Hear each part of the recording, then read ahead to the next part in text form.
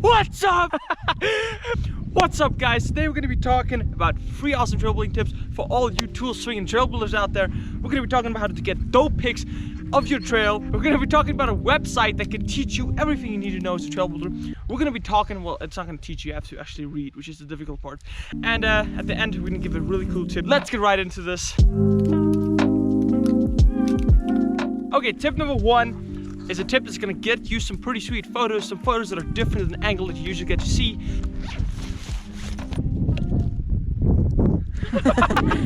Anyway, and that tip is to use a cheap selfie stick.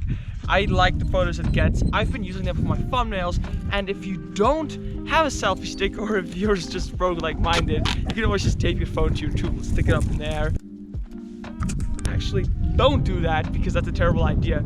And no, it's okay. It's good to go. It's alive! You just stick it up in the air with your GoPro or your phone or whatever, and you get a pretty good top-down angle. Okay, so let's get serious for a bit here with tip 2. Trail building is a lot of fun, and I don't want to take away from that. But if you do want to improve your craft, if you do want to learn more, I found a really dope website filled with a bunch of resources that you can improve your craft with. If you enjoy reading, you can go read them. I haven't read a single part of that website, but I do plan on doing it. But it's still great. It's still great! Although I don't know anything. Although I haven't read it. So yeah, check out that website if you want to become the master trail builder. It seems to be pretty good. I'll link it down below. And yeah. What if they could read it and it's crap? It says something about America and it has to be official. Tip number 3, guys, is a tip that you gotta keep in mind when you're building. When you're just starting out building, it can be pretty difficult. There's a lot going on, and it's pretty easy to make mistakes that at the time you didn't even notice. But then when you go back to test them, it becomes pretty freaking obvious. And basically, this tip is to always bear in mind the size of the bike. Always think about where your rear wheel is. And this specifically applies to dips before jumps. Anywhere that your bike's gonna be traveling through a compression, you always want the compression to be big enough to handle both wheels at the same time. If your front wheel is in the dip, and then your back wheel is not, and then your back wheel is in the dip, and your front wheel is not, that's not good. You can't actually pump in and press before the jump.